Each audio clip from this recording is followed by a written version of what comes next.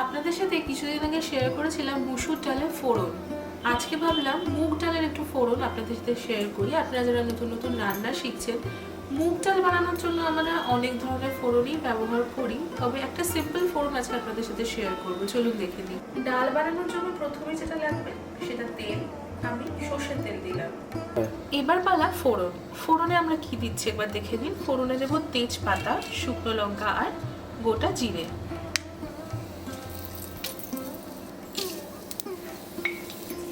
Just minute খানেক একটু সতে করে নেব। আপনারা চাইলে এবার ডালটা দিয়ে দিতে পারেন, তবে আমি একটুখানি আদা বাটা দেব। এইটুকু আদা বাটা দিলাম। আদাটা দিয়ে সঙ্গে সঙ্গে একটু নুন দিয়ে দিলাম চিনি, আর দেবো হলো হলুদ গুঁড়ো। ডালটা কিন্তু আমি নুন হলুদ ছাড়াই সেদ্ধ করে দিই, সেই কারণে এখন নুন আর হলুদটা আমি দিয়ে দিলাম। ব্যাস, এবার আমি সেদ্ধ করা ডালটা দিয়ে দেব। ডালটা দিয়ে একটু ভালো করে আমি মিশিয়ে দিচ্ছি।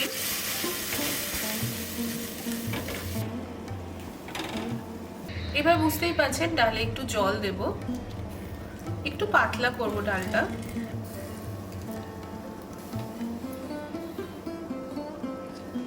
একটু ঝালের জন্য আমি 4টে চেরা কাঁচা লঙ্কা দিয়ে দিলাম।